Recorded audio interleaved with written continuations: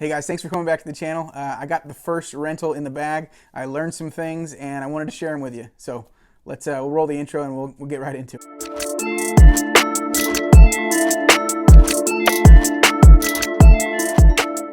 All right guys, so what an experience getting this first one done and making a little cash on it, and just kind of seeing all the little parts and pieces come together. But like with anything that's new, definitely a learning curve, and there's several little things I learned on this one that I wanted to share. But first, before we do that, I have a little bit of footage from the drive out there, and then like 2 minutes at the can, not even, like a couple seconds at the can on the property that it was on. And I didn't have time to get any footage at the landfill, but I got a lot of information to share. So let's run that footage real quick just to show you and what I did collect. There's some sound missing in it too. I don't know why, but sorry, I'll try and remedy that for the future. But we'll take a look at that and then we'll jump into the lessons. All right, hey guys.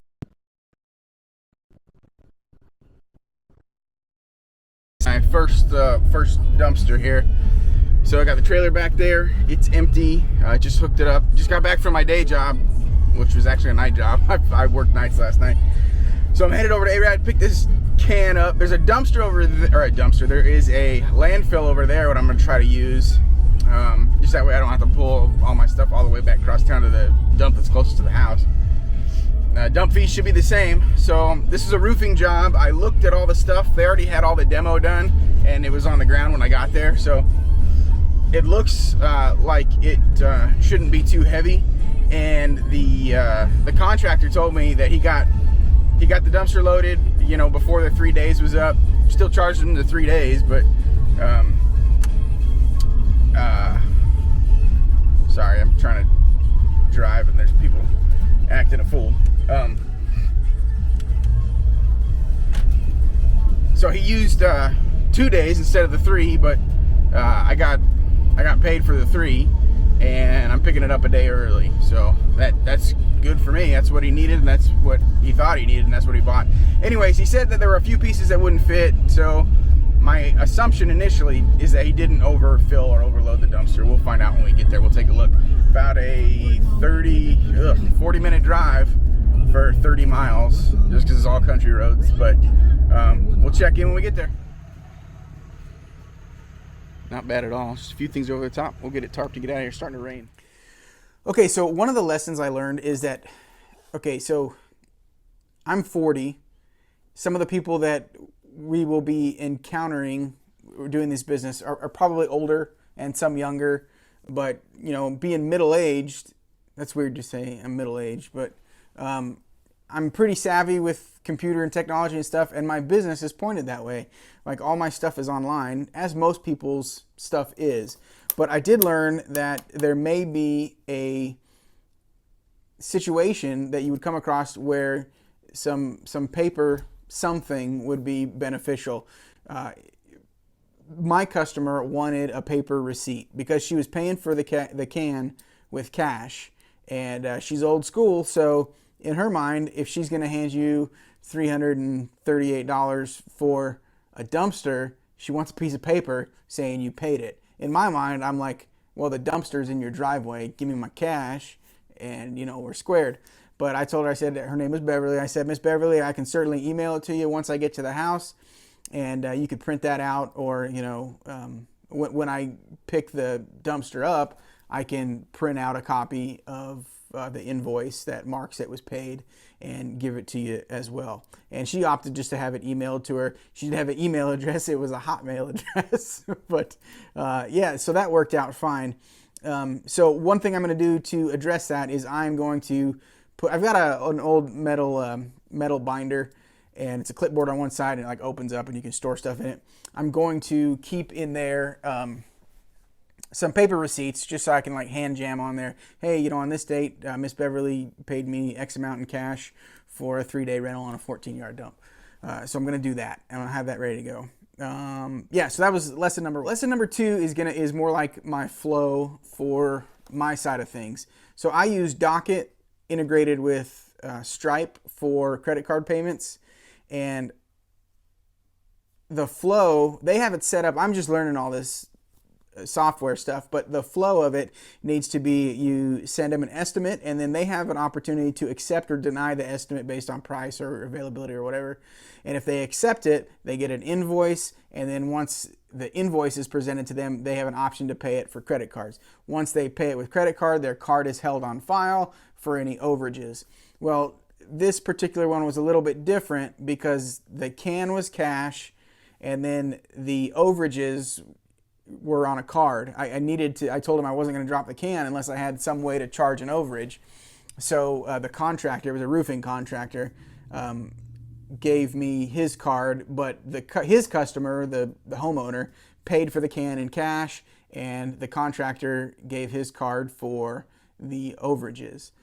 So that flow needs to make sense too. So estimate, and then accept the estimate. And when they sign the estimate, they're also signing to the terms.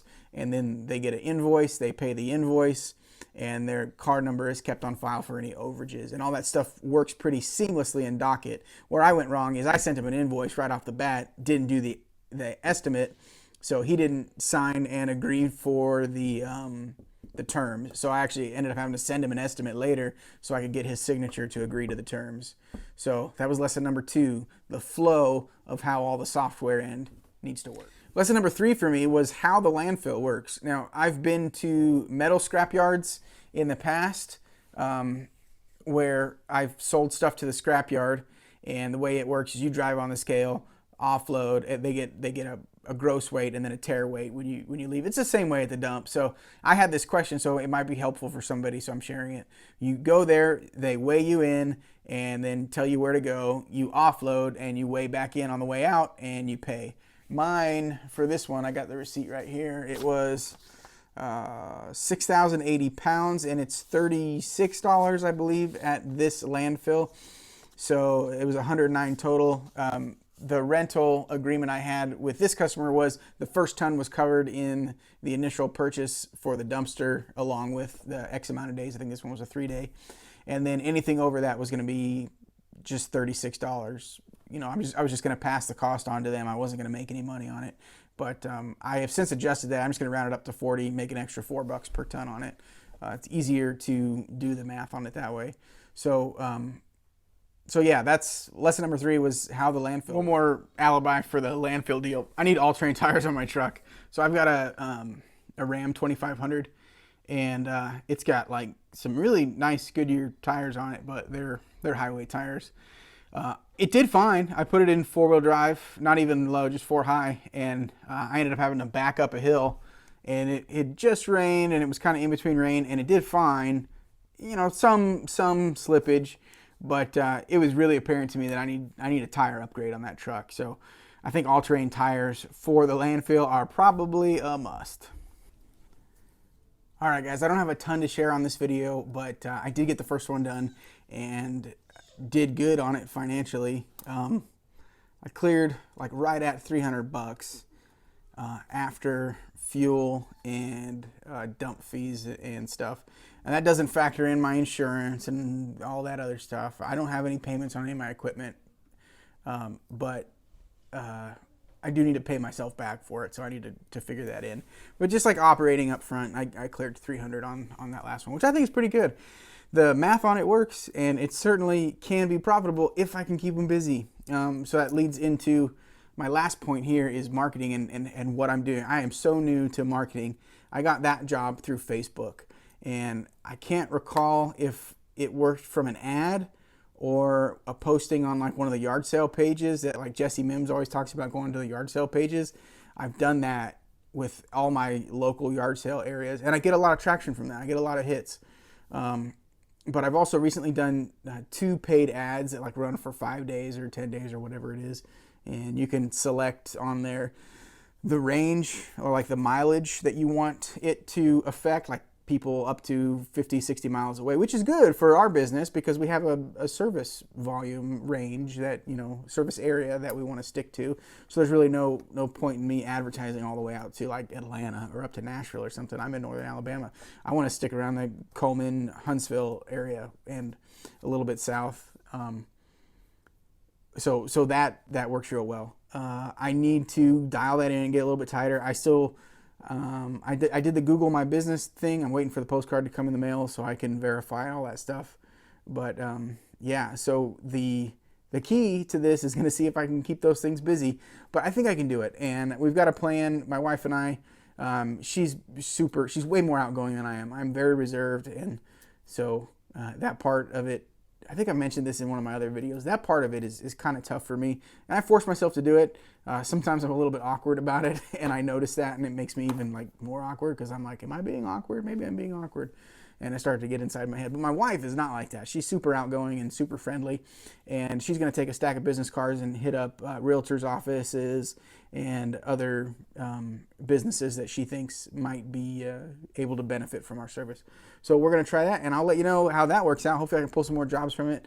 I want to get to the point where I'm at least renting something out 2 times a week. Would be beneficial.